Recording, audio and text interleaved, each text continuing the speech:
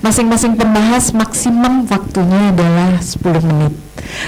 Atau saya mulai dari yang sebelah saya kemudian akan sampai ke Ibu ya Bu.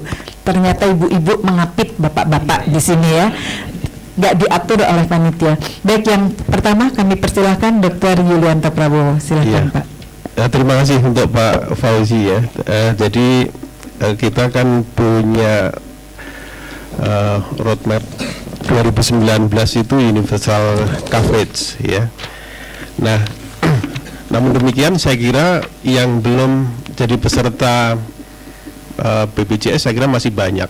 Jadi mungkin masih sekitar 100 jutaan ya.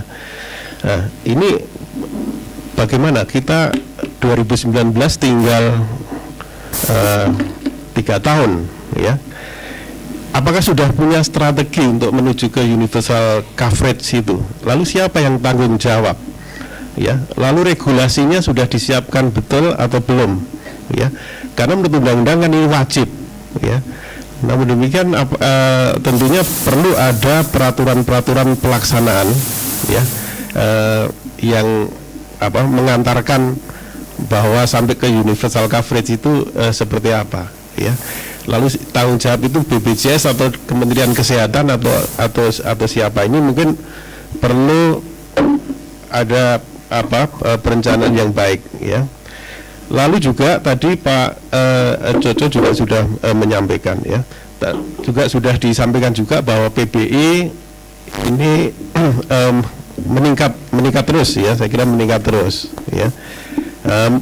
Mungkinkah ya nanti dengan sistem pajak tertentu tadi bahwa semua penduduk Indonesia semuanya menjadi PBI misalnya gitu ya, baik yang kaya maupun miskin, karena yang kaya pun bayar pajak banyak juga ya gitu. Jadi kalau pemerintah menyediakan atau membayar preminya juga baik juga gitu ya. Karena kalau nanti kita itu mengandalkan kesadaran untuk secara mandiri ya sebagai peserta BPJS ini rasa-rasanya akan berat ya. Lalu untuk Pak Pungkas, saya kira apa yang dipaparkan tadi bagus sekali ya. Saya agak lega juga tadi apa yang disampaikan. Namun demikian saya kira ada beberapa catatan. Yang pertama mengenai sinkronisasi program ya. Nah, ini terutama mungkin sinkronisasi lintas sektor antar kementerian. Saya kira ini perlu menjadi catatan supaya sinkron dengan tadi masalah promotif, preventif menjadi prioritas, lalu sistem rujukan dan sebagainya. Karena saya mencatat paling tidak misalkan Kementerian Pendidikan Tinggi ya, contohnya di Jawa Tengah saja, dari 172 pendidikan tinggi kesehatan ya, itu hanya 3 yang jurusan kesehatan lingkungan ya. Dari 170 kebanyakan adalah akademi kebidanan, akademi keperawatan begitu tetapi gizi, kesehatan lingkungan itu sangat sedikit ya. Lalu juga sekarang ini rasio tenaga kesehatan masyarakat terhadap jumlah penduduk juga sangat rendah ya. Baik itu keseling, baik itu gizi, apalagi promosi kesehatan ya. Bahkan mungkin sekarang jurusan promosi kesehatan mungkin belum digarap dengan baik seperti itu. Masih saya ke depan masih kita akan mengembangkan perguruan jurusan-jurusan yang terkait dengan kebidanan, keperawatan. Padahal sekarang ini sudah titik jenuh ya. Sekarang animo untuk masuk ke akper itu sudah sangat rendah sekarang ini. Nah, ke depan apakah tidak perlu dilakukan penambahan perguruan tinggi yang terkait dengan kesehatan masyarakat? Lalu mengenai sistem rujukan, tadi di awal kita juga sudah bahas bahwa sistem rujukan kita yang UKP itu sudah oke gitu. Tapi yang UKM bagaimana? Ya, padahal diamanatkan di dalam undang-undang, dalam peraturan lain, ya. Nah, sebenarnya sekarang ini sudah ada walaupun belum sempurna, ya, di Provinsi Jawa Tengah. Itu ada balai-balai kesehatan, ya. Lalu di pusat juga punya balai besar kesehatan. Di Jawa Tengah ada balai besar kesehatan paru masyarakat di Solo, ya. Itu adalah rujukan UKM tersier, ya, tingkat pusat, ya, tingkat nasional. Di provinsi juga punya balai kesehatan paru masyarakat gitu. Nah, ke depan di Provinsi Jawa Tengah rencana kita balai-balai itu kita hidupkan, bahkan akan kita tambah di seluruh ekskarisidenan. Kita Jawa Tengah punya 6 ekskarisidenan. Setiap masing-masing ekskarisidenan kita akan bentuk rujukan UKM tingkat provinsi yang namanya Balai Kesehatan Masyarakat atau Balkesmas gitu. Jadi yang sekarang ini Balai Kesehatan parunya hilang menjadi Balai Kesehatan Masyarakat, menangani seluruh persoalan kesehatan baik penyakit menular, tidak menular, angka kematian ibu, bayi dan sebagainya.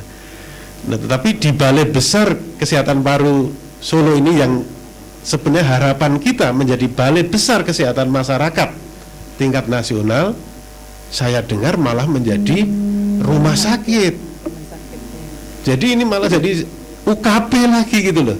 Nah, ini yang saya maksud ketidaksinkronan antara Bappenas yang menyusun sangat bagus ini tadi, tapi di dalam pelaksanaan tataran kebijakan di kementerian ini tidak sinkron.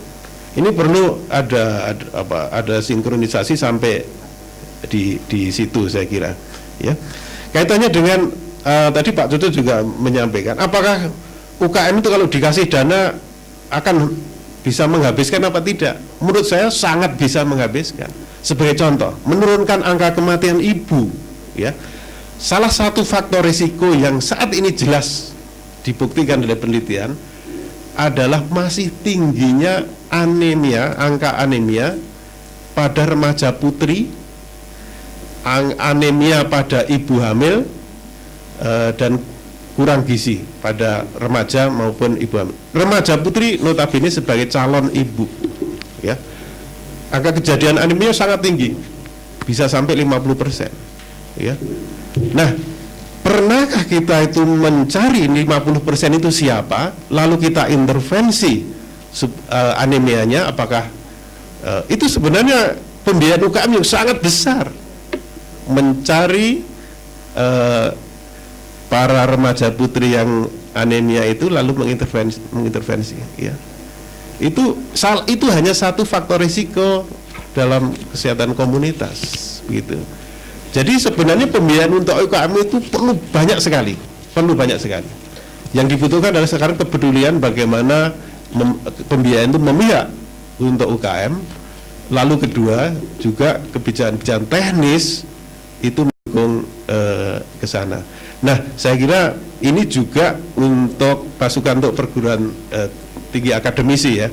Bagaimana pada tataran teknis ini kita mendapatkan bantuan pemikiran, program kegiatan dan sebagainya. Karena kegiatan program yang kita laksanakan selama ini kritik bagi kami juga, ya. Ini lebih banyak kayak copy paste kegiatan yang sebelumnya. Padahal sudah jelas kegiatan tahun sebelumnya itu tidak mencapai sasaran. Daya ungkit tadi, Pak, ya. Tidak mempunyai daya ungkit. Pak Pungkas tadi juga sudah menyampaikan. Tetapi kecenderungannya masih diulang-ulang begitu.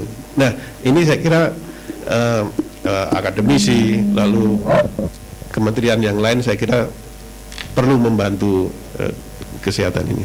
Terima kasih, Pak. Baik, terima kasih Dr. Yulianto. Yang berikutnya kami persilakan Bapak Nafi. Terima kasih Ibu Moderator. Bismillahirrahmanirrahim. Assalamualaikum warahmatullahi taala wabarakatuh. Selamat siang sampai bagi kita semuanya. Sungguh menarik diskusi kita kali ini, dan tibalah pada saat pembahasan. Kami dari Kementerian Keuangan, kebetulan saya menangani dana alokasi khusus. Jadi mungkin tadi secara garis besar, dan untuk terkait dengan belanja pusat yang kaitan dengan fungsi-fungsi kesehatan, anggaran kesehatan, mulai dari belanja KL, non KL, pembiayaan, ya, dan kemudian melalui transfer ke daerah secara umum sudah disampaikan oleh Pak Pungkas tadi dan juga disampaikan oleh Pak Fauzi secara sekilas. Saya kira yang disampaikan tadi cukup komprehensif ya, dari pertama sekali terkait dengan perencanaan ya pembangunan nasional, di mana itu sudah merupakan combining dari RPJM dan kemudian di level daerah RPJMD itu ada sinkronisasi antara pusat dan daerah, dan kemudian dielaborasi berlanjut ya secara tahunan yaitu melalui RKP. Dan ini adalah bukan suatu yang baru bagi kita, tapi adalah proses yang cukup panjang menggali masukan-masukan dari masing-masing daerah ya, mulai dari proses murid musrenbang, des ya, udah diangkat lagi musrenbang kap dan kot ya, kabupaten kota, dan kemudian di agregasi dalam musrenbang provinsi dan diangkat pada saat musrenbang nasional, di mana situ bertemulah antara pemerintah pusat dan daerah dalam rangka menggodok ya masukan-masukan, aspirasi, kebutuhan teknis di bidang kesehatan dan tentu keluarga berencana.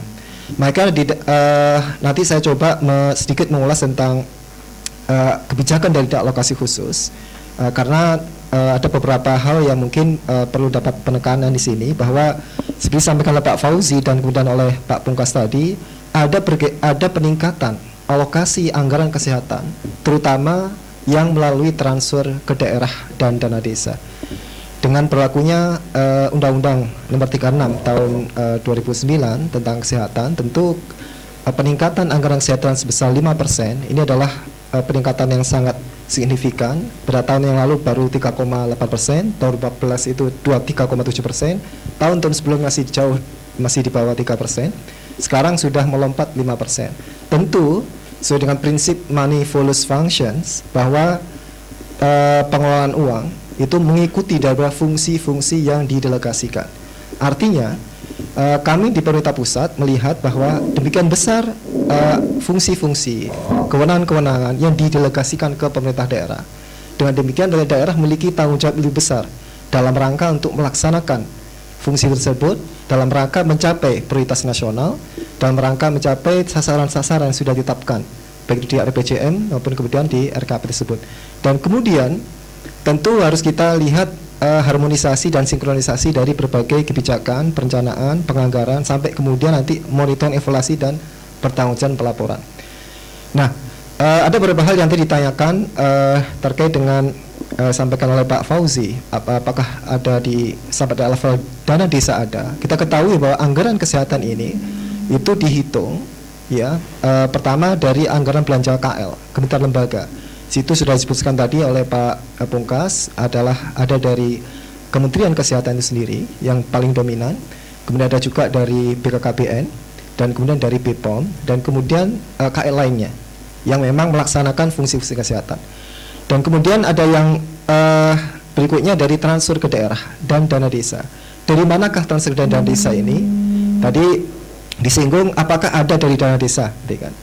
Dan sesungguhnya dana desa untuk tahun anggaran 2015, ini bicara refleksi tahun 2015, itu fokus ya hanya pada program kegiatan pembangunan yang sifatnya fisik, sesuai dengan Undang-Undang Nomor 6 Tahun 2014 tentang desa. Dan kemudian ditindaklanjuti dengan Permendagri Nomor 113 tentang pedoman pengelolaan keuangan desa, dan kemudian Permen dari Kementerian Percepatan Pembangunan Desa dan Kawasan Tertinggal, yang disebutkan bahwa untuk tahun 2015 ada 2 prioritas utama, yaitu untuk kegiatan fisik, pembangunan fisik di desa, dan kemudian pemberdayaan masyarakat. Nah, mungkin dalam pemberdayaan masyarakat inilah nanti ada tadi usulan dari Pak Pungkas 2017 nanti mungkin perlu didorong nantinya adanya usaha preventif dan promotif.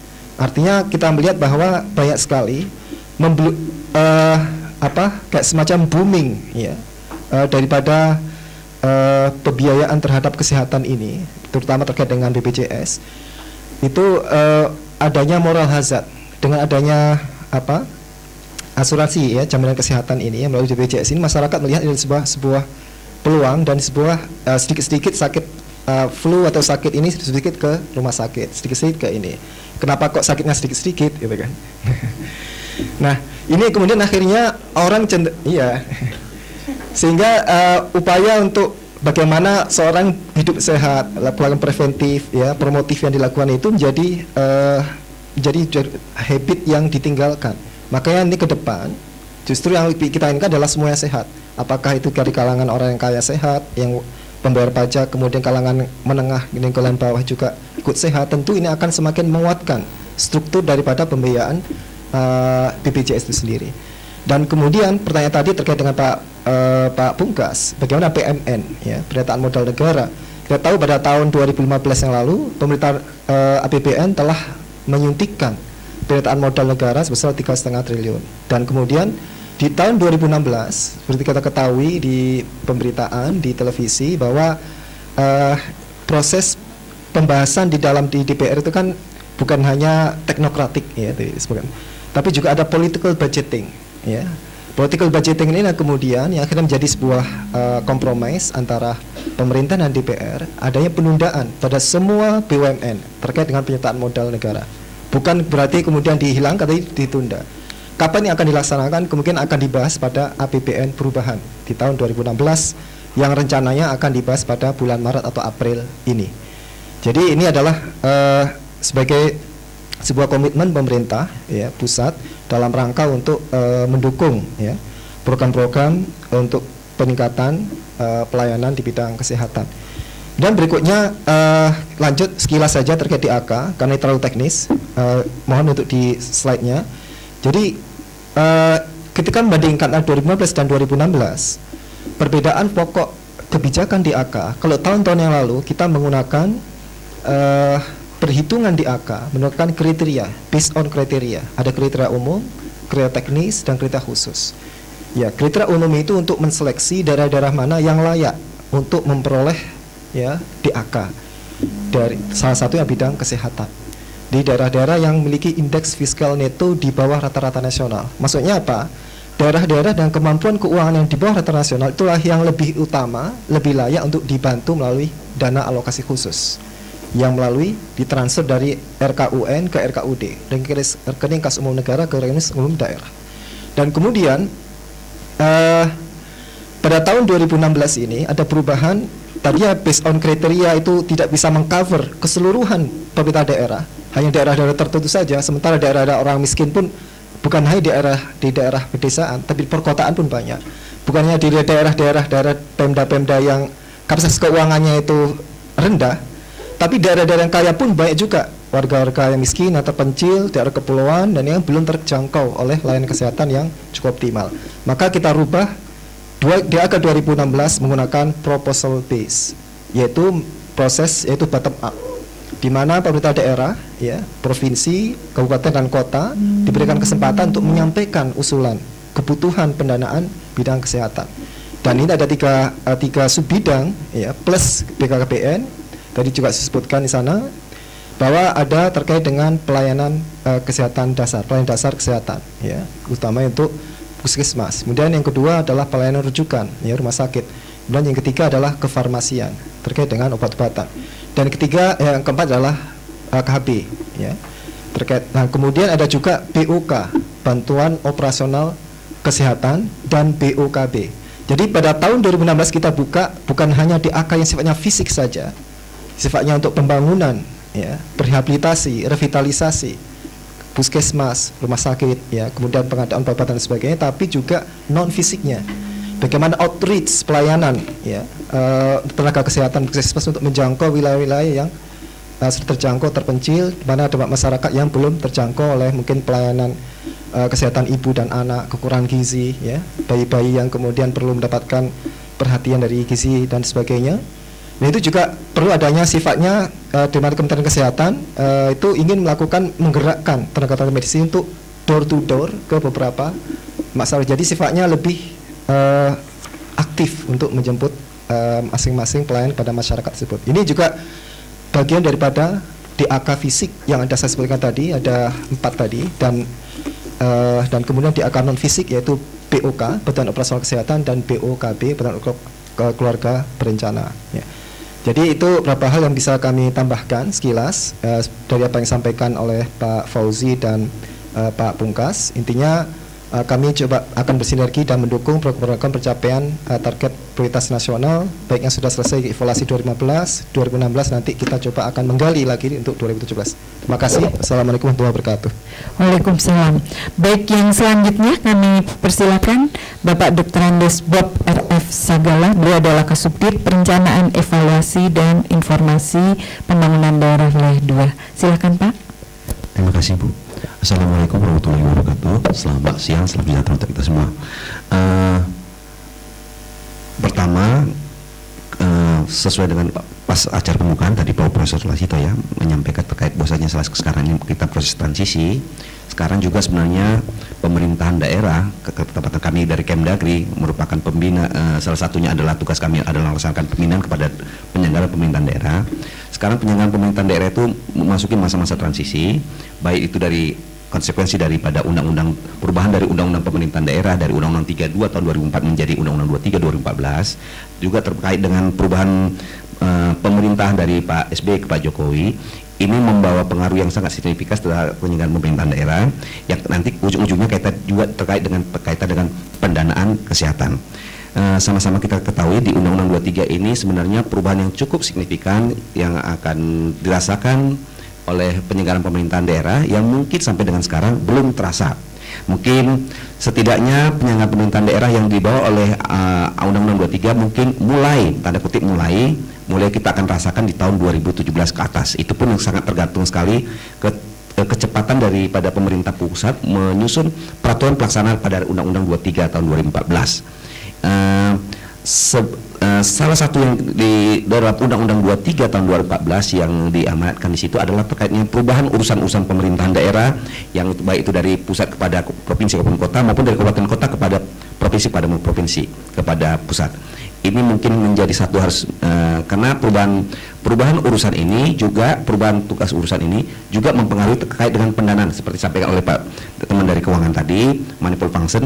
Perubahan urusan itu akan diikuti dengan perubahan pendanaan, itu yang menjadi poinnya. Jadi seperti disampaikan tadi, ada kaitan apakah ini ada kemungkinan habis atau tidak, kemampuan habis tidak. Menurut saya mungkin kita tidak berdebat di situ, tapi pertanyaan itu urusan siapa? Kalau itu urusan pusat, sebaiknya itu didanai pusat. Kalau itu urusan daerah dan pada posisi tertentu daerah tidak sanggup, sampaikan melalui pusat bisa intervensi melalui DAK dan sebagainya.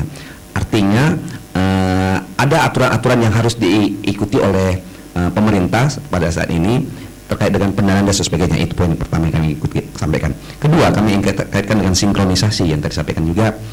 Di saat sekarang di Undang-Undang 23 yang baru ini ada perubahan yang harus suka tidak suka pemerintah daerah harus mengikuti perubahan ini, di mana pemerintah daerah tanda kutip akan diminta untuk lebih taat dibandingkan undang-undang sebelumnya, dan di mana Undang-Undang 23 ini membawa tanda kutip penekanan kepada pemerintah wajib mempedomani kebijakan pusat.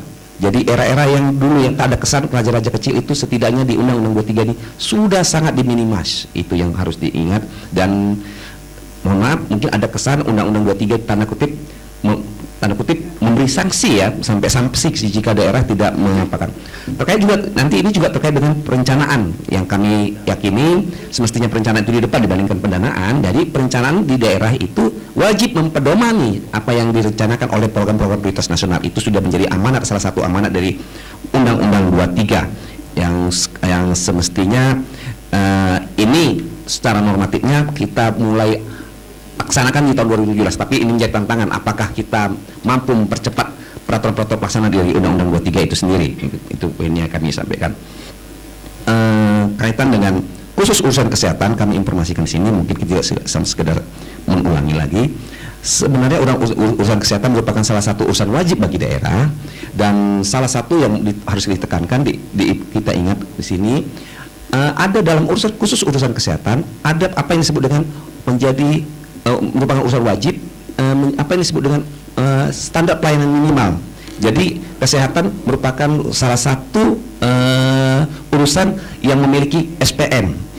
Yang perlu kami informasikan di sini adalah definisi SPM yang akan dimunculkan di Undang-Undang 23 itu tanda kutip akan berbeda dengan SPM yang ada di undang-undang sebelumnya, di mana SPM di Undang-Undang 23 ini ditekankan kepada menjamin kepada individu warga negara Republik Indonesia untuk mendapatkan pelayanan dasar. Itu yang dibawa dalam pesan yang dibawa dalam Undang-Undang 23. Ini juga membutuhkan dukungan kesepakatan dari semua pihak, karena ini juga berimplikasi terkait dengan pendanaannya dan sebagainya. Ini juga harus ada sedikit kesepakatan dari berbagai unsur di pusat, bagaimana itu bisa mengoperasionalkan, apakah kita langsung target terlalu optimis dan sebagainya. Ini juga nanti akan masih perlu pembicaraan yang sedemikian rupa. Yang jelas kami di tingkat pemerintah pusat, kami sekarang dari Kemdagri sebagai pembina daerah otonom semakin intens membangun komunikasi dengan teman-teman Bappenas yang sebagai menjaga RPJMN dengan target-target nasionalnya.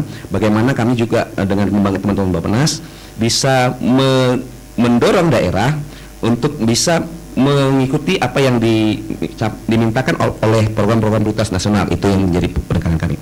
Kaitan dengan pengawasan yang mungkin atau evaluasi apapun namanya terkait dengan urusan kesehatan, kami informasikan di sini juga.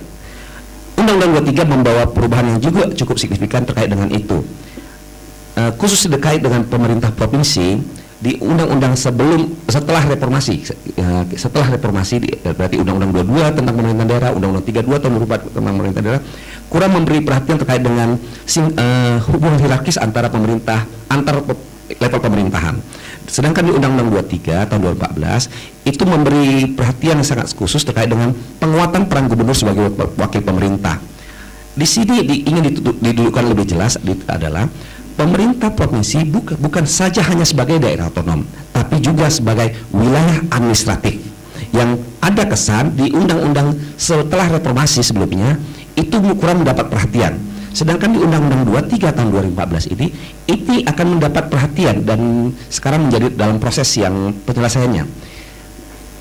Diharapkan dalam penguatan peran gubernur sebagai wakil pemerintah, provinsi itu harus menyadari posisinya, kapan dia sebagai daerah otonom, berarti kapan dia melaksanakan keotonominya, kapan dia sebagai wilayah administratif, kapan dia melaksanakan pembinaan kepada kabupaten kota, sebagai koordinasi kepada kementerian lembaga, pembinaan kepada dan sebagainya yang ada di wilayah dia.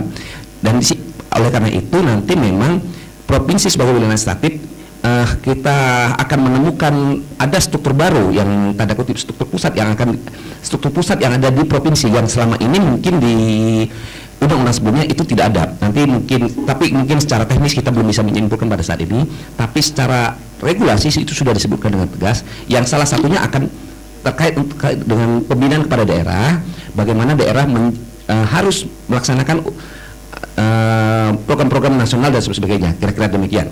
Termasuk juga penggunaan pendanaan dan sebagainya, itu akan dilaksanakan kepada penguatan peran gubernur sebagai pemerintah. Jadi memang ini mungkin secara teknis operasional kita belum bisa bicarakan secara teknis, tetapi secara regulasi sudah disebutkan, tinggal bagaimana diwujudkan dalam satu regulasi yang lebih nyata, kira-kira demikian. Saya rasa demikian yang bisa kami sampaikan, sudah merespon apa yang disampaikan oleh dua narasumber sebelumnya. Terima kasih. Baik, terima kasih Pak Sagala. Kemudian kita ke pembahas yang terakhir, Ibu Dr. Anda Hardiah Yuliani, MKes dari Dinkes DIY. Silakan Bu, waktunya. Ya, terima kasih Bu Ida. Bismillah. Assalamualaikum warahmatullahi wabarakatuh. Ya, selamat pagi, salam sejahtera bagi kita semua. Mohon izin, saya mewakili Ibu Kepala Dinas Kesehatan Daerah Istimewa Yogyakarta yang kebetulan beliau tidak bisa hadir. Menyimak tadi penyampaian mulai dari Prof. Laksono, kemudian Pak Bungkas, kemudian Pak Fauzi.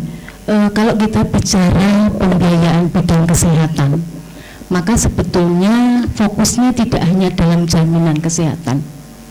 Fokus di dalam bidang kita kesehatan itu harus ada di dalam sistem subsistem yang termasuk di dalam sistem kesehatan nasional, yang mana terdiri dari 7 subsistem, yaitu baik subsistem UKP, penelitian dan pengembangan kesehatan, pembiayaan, SDM kesehatan, sediaan farmasi, manajemen dan informasi, yang terakhir adalah pemberdayaan masyarakat.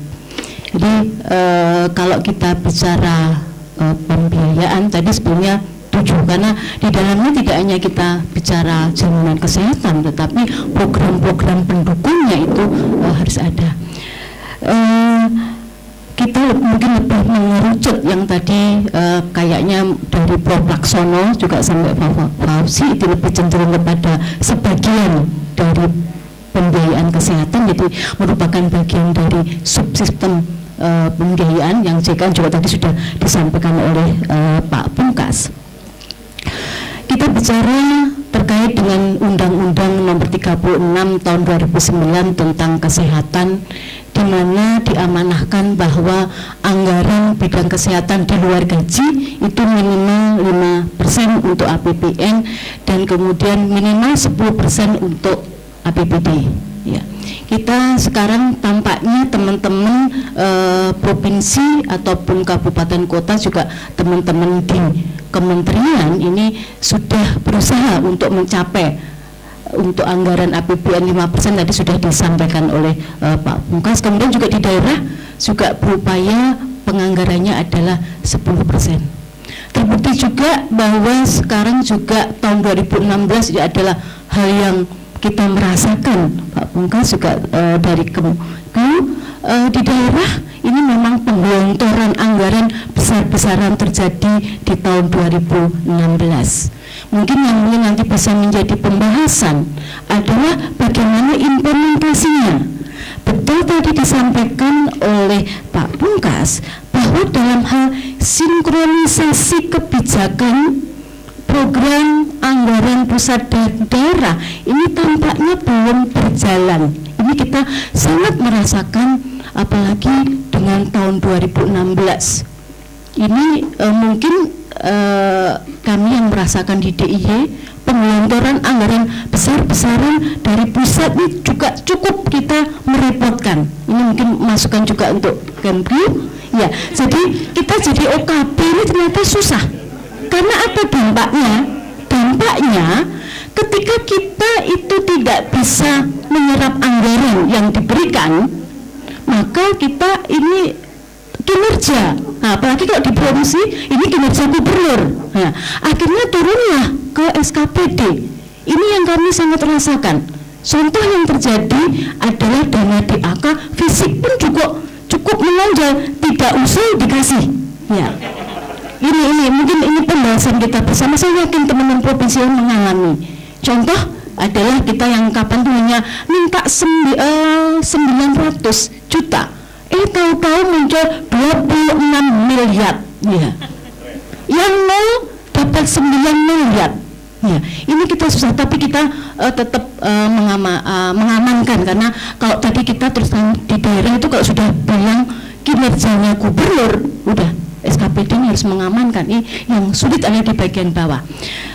Kemudian juga saya juga saya ini masukan kita bersama bahwa di dalam memang anggaran untuk 2016 ini yang dulu memang ada 4 kriteria ini ya, sehingga di tahun 2016 memang ada perencanaan yang kita tidak merencanakan, ini tiba-tiba muncul anggaran. Mungkin kita mohon maaf, saya dari daerah ini adalah implementasi untuk solusi untuk semua pihak, jadi tidak menyalahkan siapa, tapi bagaimana kita bersama-sama tadi sinkronisasi ini memang perlu. Outlook untuk 2017, maka kami dari daerah mengharapkan untuk 2017 pengalaman di 2016 kita duduk bersama antara daerah dengan pusat. Ini nanti kita contoh-contohnya anggarannya itu berapa sih, untuk apa saja, karena terus aja anggaran turun itu kan, mohon maaf, kan ada juknisnya itu kan seolah mengikat ya. Ini mungkin yang kita bersama-sama, saya setuju bahwa sinkronisasi ini antara pusat dan daerah sejak awal itu harus kita lakukan. Iya. Kemudian kita mungkin lebih menukik pada sorotan, yaitu kaitannya jaminan kesehatan yang mana tadi sudah dibahas. Beberapa hal tadi Prof. Laksono menyinggung bahwa pembiayaan untuk PBI kemudian juga untuk non PPI, ada kecenderungan bahwa kalau informasi yang ada bahwa justru untuk masyarakat yang non PPI ini yang lebih memakai anggaran itu. Ya, tentulah ini menjadi dasar kita bagaimana untuk kedepannya membuat kebijakan-kebijakan. Implementasi yang ada di kami memang kenyataan yang ada justru masyarakat yang mampu ini dia langsung mengakses di kelas 3. Begitu dia sakit, ya dia naik kelas lah. Nah, ini menjadi perhatian mungkin. Jadi mau nggak mau maka anggaran itu akan lebih banyak terserap di situ. Kalau untuk yang masyarakat miskin, ini memang sesuai dengan undang-undang menjadi kewajiban pemerintah. Apakah pemerintah pusat, apakah pemerintah provinsi, apakah pemerintah kabupaten kota? Ini sudah menjadi amanah, ini untuk menjamin. Ya, dengan tentunya kita perlu ketahui bersama di dalam bidang kesehatan, khususnya juga di dalam jaminan kesehatan, ini bukan hanya unsur kesehatan saja yang berperan, tetapi lintas sektor ini juga sangat berperan. Contoh di dalam jaminan kesehatan, teman-teman sosial ini ikut berperan terkait dengan kepesertaan. Bagaimana kita akan berperilaku adil, masyarakat miskin dan tidak mampu yang berhak akan dijamin pemerintah ketika basic data kita nggak jelas. Itu masuk miskin dan tidak mampu atau bagaimana? Oleh karena itu perlu kami sampaikan terkait dengan integrasi teman-teman provinsi dan kabupaten kota yang sekarang punya Jamkesda. Ini akan terkendala ketika verifikasi belum klik. Memang harusnya disandingkan antara data PPI JKN, data PPI Jamkesdanya provinsi, dan data PPI-nya Jamkesda. Nanti muncullah berapa sih sebetulnya yang harus dijamin. Ketika sudah dijamin oleh pemerintah pusat, masih ada sisa, duduk bareng ini kabupaten dan provinsi. Mana yang punya wilayah kan kabupaten kota. Berapa kemampuan kabupaten kota, kekurangannya, kewajibannya provinsi untuk menjamin. Nah, ini masih menjadi hal yang perlu didiskusikan, khususnya ada di dalam kepesertaan. Saya yakin bahwa teman-teman yang lainnya ini, kalau terus saja di provinsi, kita integrasi yang roadmap kami di 2016 belum berhasil, ketika data tadi belum valid. Jangankan data di daerah, mohon maaf, data dari PPI JKN itu belum valid karena ada yang meninggal dan sebagainya. Jadi kami memang di tingkat pusat antara Kemkes kemudian dengan sosial ini tentunya bersama-sama. Kalau dari kemungkinan nanti setelah ada data ini dari sosial ditetapkan masuk di anggaran kesehatan kemudian dimintakan. Nah, ini jadi terkait itu masalah total coverage yang mana adalah penglambat 1 Januari 2019 ini juga ternyata di perjalanan itu nggak semudah yang diharapkan. Jadi khususnya adalah kuncinya ketika data belum valid sulit untuk ke sana. Kemudian di dalam pelayanan Jamkes tadi betul program kita adalah preventif dan promotif, ini memang harus strateginya dikedepankan karena dengan kuratif biaya berapapun pasti habis, apalagi kalau sistem rujukan tidak dijalankan. Sekarang di tempat pelayanan menjadi permasalahan juga ketika 155 diagnosa, ya 155 diagnosa belum bisa dipenuhi di PPK 1, pasti akan naik di PPK 2. Ini pembiayaannya cukup besar, ya. Kemudian berikutnya adalah ini yang sangat penting juga kami, bahwa regulasi dalam implementasi JKN, apakah kapitasi, inasi bisnis dan semuanya perlu ditinjau ulang. Dan satu hal di daerah yang menjadi masalah, kita harus tahu regulatornya itu siapa. Kemkes atau BPJS itu jelas.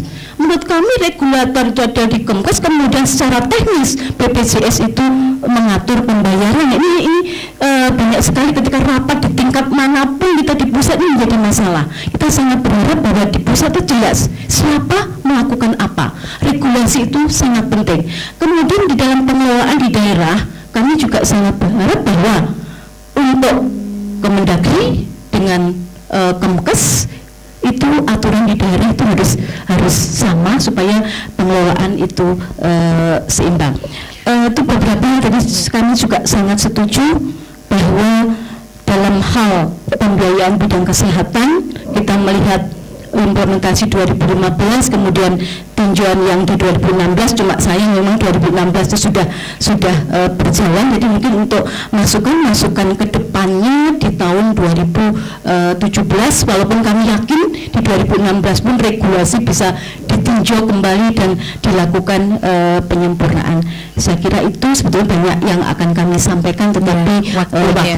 Ya. Terima kasih. Wassalamualaikum warahmatullahi wabarakatuh. Waalaikumsalam. Ya, menarik sekali menyimak dari diskusi baik oleh presenter maupun pembahas, Bapak Ibu pembahas di sini. Jadi ternyata apa yang sudah digariskan di level pusat, angin segar akan diberikan dana, tapi belum tentu daerah juga senang gitu, karena ternyata banyak masalah-masalah teknis yang akan dihadapi daerah dalam pemanfaatan ataupun penyerapan dana tersebut.